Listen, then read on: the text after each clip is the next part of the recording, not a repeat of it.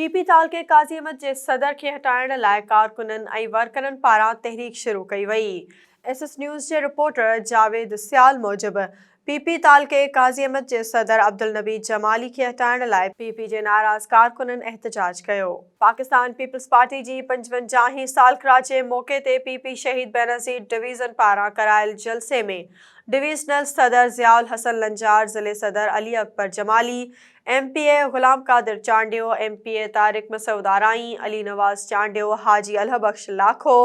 MPa Ali Hasan Zardari ऐं आशिक हुसैन ज़रदारी समेत ॿियनि अॻियां पीपी ताल के काज़ी अहमद जे सदर अब्दुल नबी जमाली ख़िलाफ़ एहतजाज कयो वियो।